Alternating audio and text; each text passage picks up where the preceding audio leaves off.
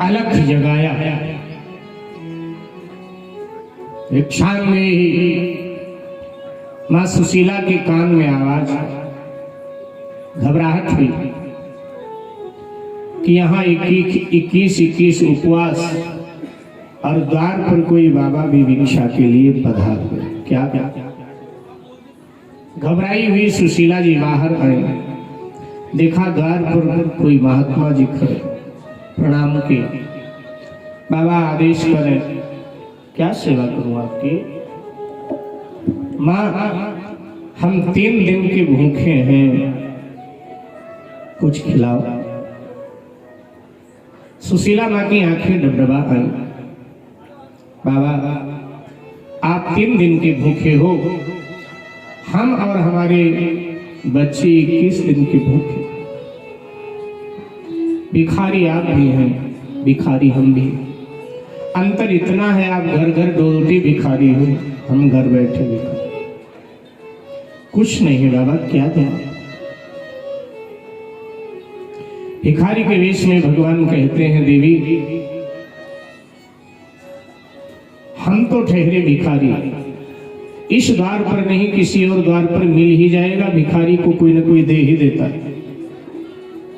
लेकिन आप गृहस्थ हैं और शास्त्र कहता है कि गृहस्थ के द्वार से अतिथि निराश जाता है, खाली हाथ जाता है, तो गृहस्थ का पुण्य नष्ट होता है। क्या कुछ भी नहीं है आपके पास? जो कुछ हो वही दे दो, क्यों अपने पुण्य को नष्ट कर रही है? सुशीला जी सावधान हो, ठहरो बाबा, एक वस्तु परमात्मा ने मुझे बहुत दिया है, मैं वही आपको भिक्षा में दे देती हूँ, पात्र आगे करो। और भिखारी के वेश में भगवान श्री कृष्ण ने जब पात्र आगे किया तो सुशीला जी फूट करके रो पड़ी और अपने आंसुओं से उस पात्र को लबालब भर दे और कहा, बाबा भगवान ने मुझे आंसू ही दिए, इसलिए मेरे आंसू लीजिए। और भगवान ने जब उन आंसुओं को देखा भिखारी के वेश में, तो भगवान की आंखें भी भर आईं और अब भगवान ने आश्चर्य भरी दृष्टि से सुशीला की ओर देखा और कहा, देवी क्या आप मुझे अपने पति का नाम बताएंगे? सुशीला जी ने कहा, महाराज हमारे पति को श्री सुदामा जी महाराज कहते हैं। क्या आप श्री सुदामा जी की पत्नी? हाँ महाराज, लेकिन सुदामा जी के घर में इतनी चरम सीमा की गरीबी, मुझे यकीन नहीं होगा। बाबा क्यों नहीं यकीन होगा? देवी मैं क्या, दुनिया में जो सुनेगा उसे ही नहीं यकीन होगा, इतनी गरीबी कैसे उनकी?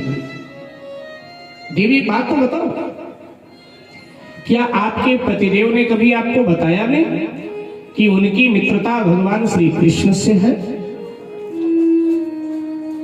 सुशीला जी ने कहा, भगवान श्री कृष्ण का भजन तो वो करते हैं, उनकी मधुर मधुर कथा हमको सुनाते हैं, उनके बचपन की सुंदर सुंदर बातें हमें सुनाते हैं, लेकिन कभी ये नहीं बताया कि उनकी मित्रता भगवान श्री कृष्ण से है। अब यहीं से आप विचार कर सकते हैं कि सुदामा जी कितने निष्काम हैं। हमारी मित्रता किसी नेताजी से हो जाए, छोटे मोटे नेताजी से, तो हम उनके साथ, हमारे मोहल्ले में वो दौड़े पर आए हो तो उनके साथ हम फोटो जरूर खिंचवाते, भले ही बगल वाले को धक्का दे दे और वो उसकी हड्डी टूट जाए, लेकिन फोटो खिंचवाने में बात नहीं आती। और फोटो खिंचवा कर फिर अपने घर के कमरों में, कार्यालय में अपने लगा देते हैं कि कोई रिश्तेदार आएगा, कोई मित्र हमारा आएगा, देखेगा तो कहेगा साहब की पकड़ तो फला नेता तक है, लेकिन सुदामा जी की पकड़ परमात्मा तक है। लेकिन ये बात सुदामा जी ने अपनी पत्नी को नहीं बताया। अगर कहीं सुदामा जी के मन में कोई लोभ होता तो जरूर बताते, नहीं कोई जिक्र नहीं। कहा, देवी आपके पति की मित्रता द्वारिकाधीश भगवान श्री कृष्ण से। अच्छा, एक बार अगर आप अपने पतिदेव को द्वारिका भेज देते तो द्वारिका जाने से आपके जन्म जन्म की दरिद्रता नष्ट हो जाती। इसलिए मेरे कहने से एक बार उनको द्वारिका भेजा। सुशीला जी ने कहा बाबा मैं प्रयास करूं, और ये कहकर सुशीला जी कुटिया की ओर मुड़ी और भिखारी के वेश में भगवान अंतर्ध्यान हुए। भगवान मानो रूठे भक्त को मनाने आए थे कि क्यों लजा रहा है मेरे द्वार पर आने में, मुझसे मांगने में। तू ब्राह्मण है और ब्राह्मण को शास्त्र अधिकार देता है मांगने का कि अगर ब्राह्मण के पास कोई वस्तु नहीं है तो समाज से मांग करके ले, और समाज की नैतिक जिम्मेदारी है कि वो ब्राह्मण को दे। तो तेरा तो अधिकार है मांगने का, क्यों शर्माता है?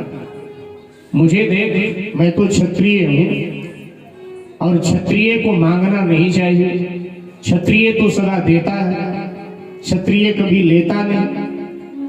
लेकिन मुझे देख, जब मैं तेरे द्वार का भिखारी बन गया, मैं तेरे द्वार पर मांगने आ गया, तो अगर तू भी मेरे द्वार पर मांगेगा तो कोई बुरा नहीं होगा। मेरे भाई बहन, ये मानो भगवान इस बहाने से बताने आए। इधर सुशीला जी भीतर कुटिया में आई, जहां सुदामा जी बैठे हरि नाम की माला जप रहे थे। सुदामा के चरणों में बैठ गई और कहने लगी पतिदेव एक बात तो बताओ, क्या आपकी मित्रता द्वारिकाधीश भगवान श्री कृष्ण से है? सुदामा जी को मानो काला नाक सूंघ गया कि बाप रे, इसको बताया किसने? सुदामा जी चुप रहे। सुशीला जी ने कहा सुना नहीं आपने क्या आपकी मित्रता द्वारिकाधीश भगवान श्री कृष्ण से है? सुदामा जी ने कहा तुझे किसने कहा, तुझे किसने बताया? सुशीला जी ने कहा भी ये बाबा जी द्वार पर आए थे, हमारी गरीबी देखकर वही बता रहे। सुशीले, है नहीं, कभी थी हमारी उनकी मित्रता, वो बात पुरानी हो गई, बचपन की बात, जब हम दोनों एक साथ उज्जैनी में संदीपनी गुरुदेव के आश्रम में पढ़ा करते थे। उस समय की बात है, बड़ी घनिष्ठ मित्रता हमारी उनकी थी। हमें बहुत प्यार करते थे, हमारे हिस्से का काम भी श्री कृष्ण करते थे, हमारे जूठे बर्तन धोते थे, हमारे मैले कपड़े धोते थे। और जब रात को हम सोने लगे भोजन के बाद, तो हमारे पांव दबाते थे। मैं कहता था पांव मत दबाओ, तो कहते थे नहीं आप ब्राह्मण हैं और इस नाते मेरा ये कर्तव्य बनता है कि मैं आपके चरणों की सेवा करूं, मुझे मेरे कर्तव्य का पालन करने दो। फिर मैं कुछ नहीं बोलता था, वो मेरे चरण भी दबाते थे। लेकिन अब अत्यंत का समय पूर्ण हुआ, वो द्वारिका चले गए और मैं यहाँ आ गया अपने गांव में। अब वो भूल गए, इतने ऊंचाई पर पहुंचने के बाद कौन बचपन के मित्रों को याद रखता है? वो हमें भूल गए होंगे देवी। सुशीला जी ने कहा आप उन्हें भूल सकते हो, लेकिन वो आपको नहीं भूल सकते। बात भी ठीक है, जीव जगदीश को भूल जाता है, जगदीश कभी जीव को नहीं भूलता। हम भगवान को भूले तो भूले, भगवान हमें नहीं भूलते। भगवान हमें सदा याद रखते, हर हाल में भगवान हमारा ख्याल रखते। हाथी को मन भर, चींटी को कन भर वो देते हैं। वो धर्मात्मा का भी पालन करते हैं, वो पापात्मा का भी पालन करते हैं। वो ईमानदार को भी रोटी देते हैं और रोटी वो बेईमान को भी देते हैं। उदाहरण, सुशीला ने कहा आप नहीं भूल सकते हो, आपको नहीं भूल सकते।